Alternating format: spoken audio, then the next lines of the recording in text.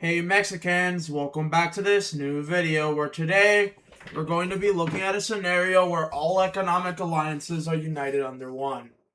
Now, yes, I do know this map is terrible and they will get fixed eventually because over time these countries will end up expanding.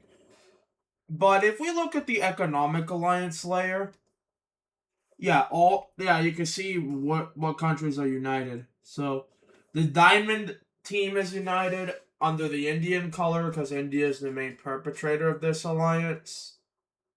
The Unitarians are already kind of like they're separate, but we're keeping the colors the same, but they are unified now, so they're a big thing now.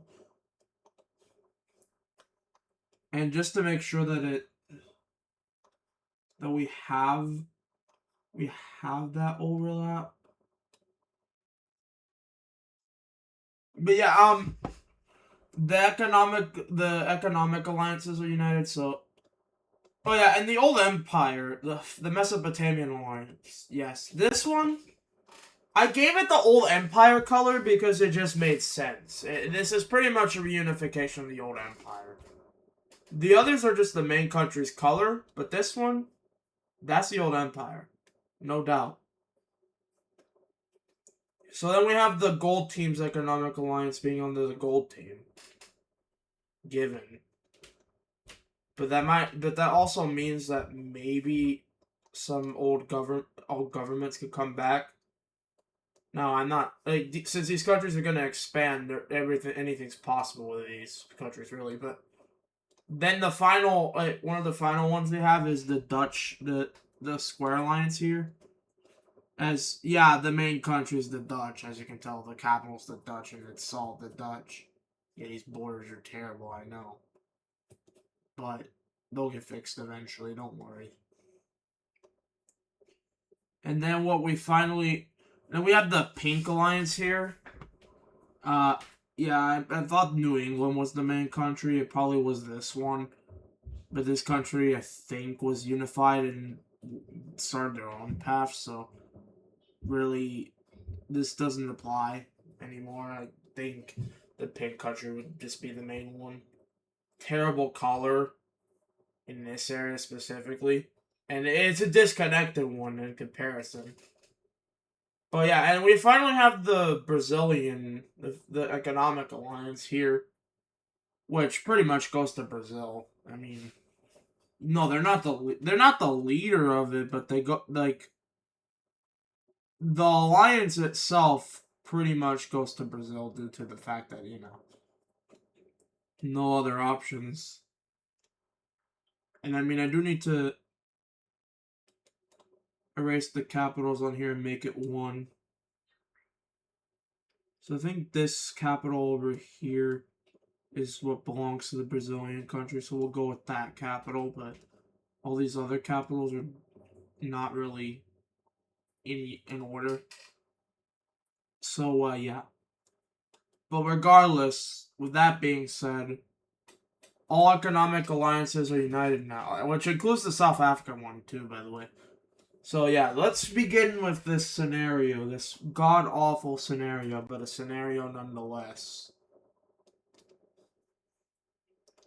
So, with these alliances being united, these alliances wouldn't want to expand normally, but since we're trying to make the video interesting, that's what we're going to do. With the whole world knowing that these alliances, well, no. China here not wanting to be a target here are gonna immediately invade these two Western countries, which were a part of them before. And then we'll try to get through to that before India can. So they take over this thing, and then eventually this thing will also be taken over. And in a very simple peace treaty is that these two get fully integrated back into China. Though I think the colors need to be changed again. That's better. So, yeah, welcome back, western border of China. That did not last long at all. And with that being said, we do have other places to get to, such as, West Africa. Now, yeah, they don't border these alliances directly, but it's like, you gotta protect yourself. This country just chooses to join back with West Africa at this point, just because they don't want to get invaded. It's really just the heck.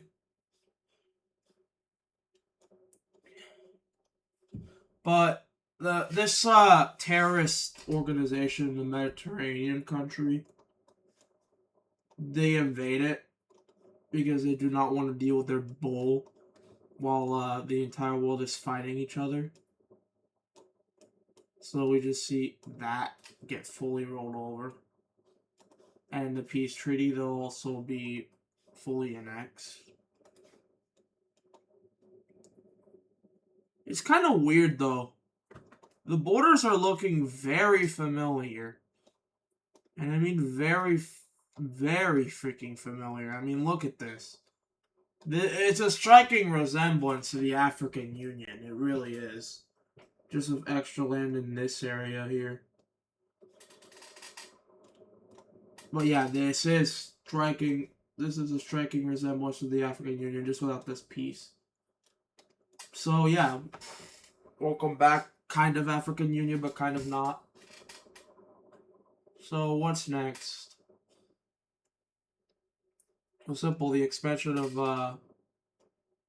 the old empire here. Yeah, it's pretty much the old empire and government, especially. But the gold team is like, yeah, I think I want to expand into this South Sudanish country. They go ahead and declare war on them, and they push in and take over the capital. However, the old empire is like, we gotta get land here because the fascists are gonna try to come back into power. So yeah, they push in as far as they can and go ahead and cut them off in like the west end. But ultimately, the rest of this will go to the Ethiopians, and we will now take a look at a peace treaty. So in this peace treaty, we see that half of this South Sudan country goes over to Ethiopia, and the other half goes to the old empire. And the capital pretty much goes to the old empire, but the other half just goes to Ethiopia. But you know, So yeah, now we're gonna focus less on these two for a bit, and head back to Asia, over here where India is at. As I want to fix this issue over here. So, sorry, not sorry, Tibet. Relations with India doesn't matter. What matters now is getting that border fixed.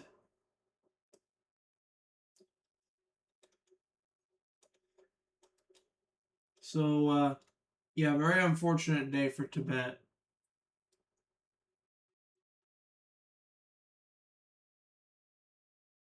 But,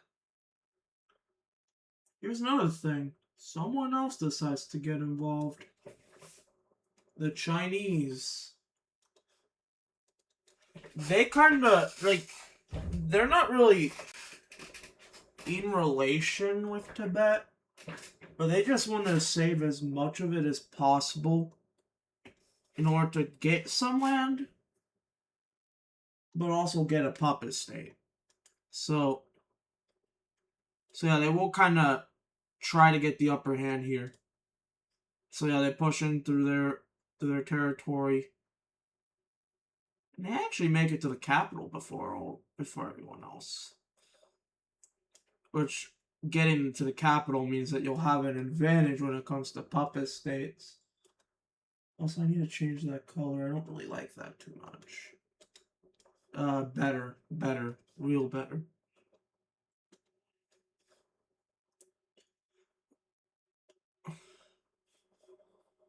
Well, that being said, India does still have its own offenses. And to no avail, they still do pretty well. But what remains surrenders to China in hopes of being still kind of alive. So we will now take a look at this peace treaty between India, Tibet, and China. Okay, so in this peace treaty, the Tibetans are really weak, as India takes a good majority of their land and China takes a bit too.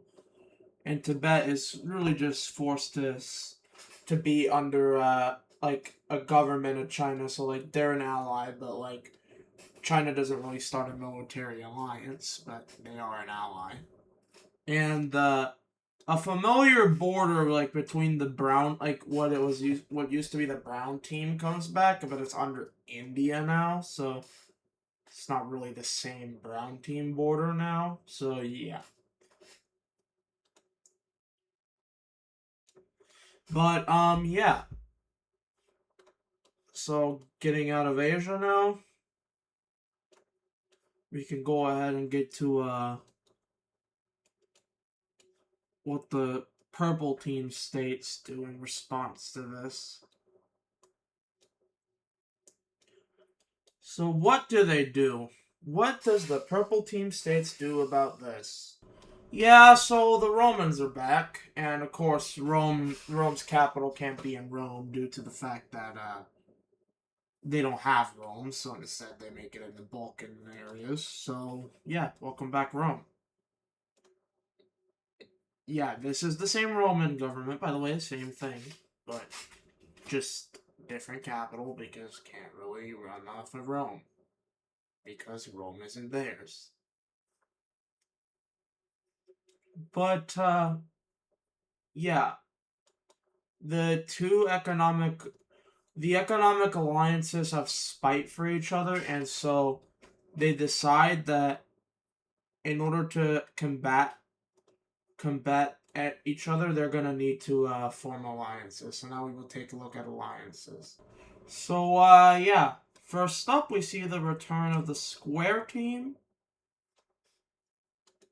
So welcome back, Square team.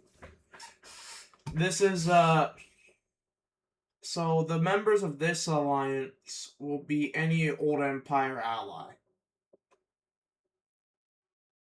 Crap, wrong map. Okay, I ported everything to the right map. We're good now. So, yeah, the Square team will comprise of said members, and these said members are the Old Empire itself, the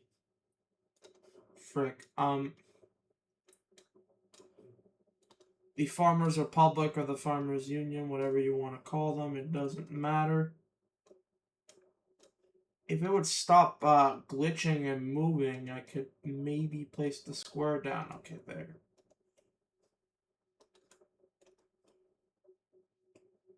And I do not like the thickness of that square. Give me a second, bro.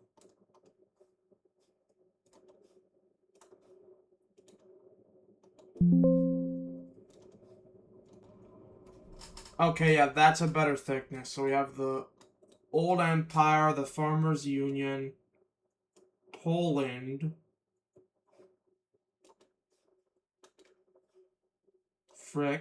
Poland, Ukraine,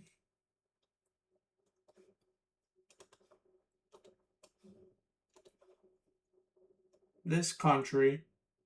Yeah, theme. It's because these countries were kind of released, kind of were helped by the old empire, so, or Mesopotamia really, but the old empire freed these areas, so they're a lot more favorable to the old empire.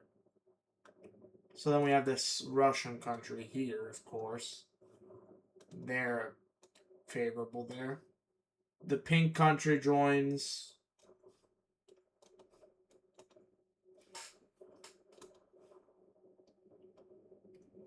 Then we have the Estonians. Yes.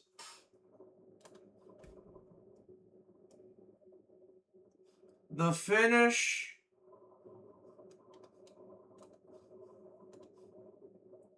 the Norwegians.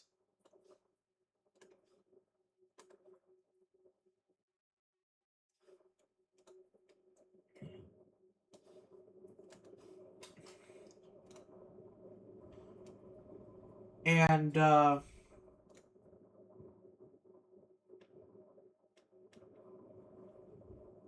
yeah, the Carolinians, too. They're an old score team ally, so this would make sense.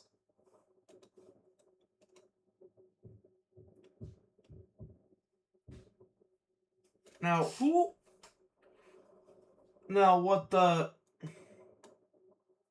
The Dutch team is an interesting one. The gold team is interesting. So, they're kind of the outlier here. So they do make the parallelogram alliance. But India, here's what's interesting. India was put under this alliance. Not as a, like, they were kind of a Lime team type India. It's weird, I don't know. But the Lime team extremists took power without knowledge, and so this kind of happened.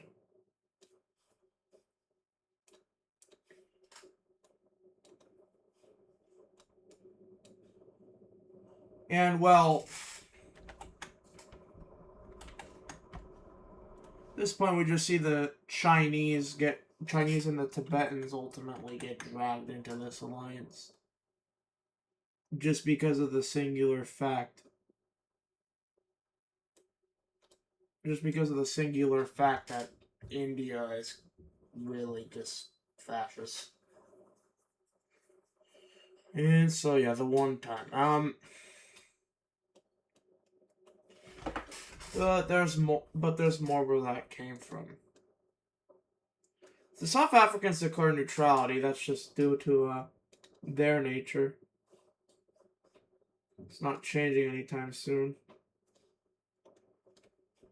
But there is another country in South America that joins the Parallelogram Alliance. Brazil. Historical ally. I mean, they still remained longer than the Parallelogram Alliance, but nonetheless. And then, finally... Yeah. That's crazy. Except is it really?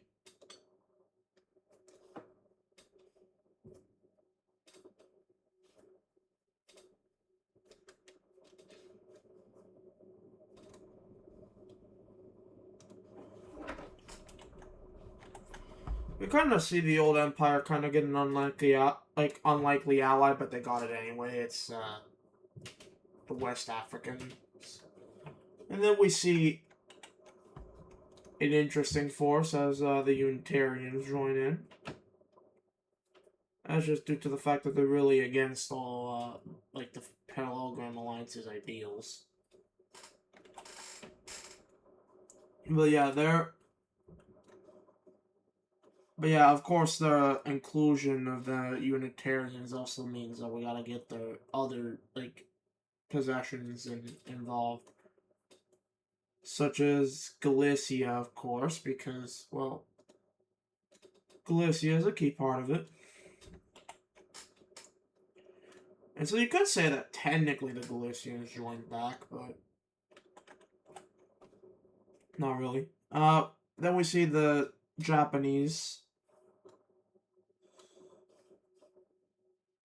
And then, of course, finally, the Indonesian part. So yeah, welcome the Unitarians. And, yeah.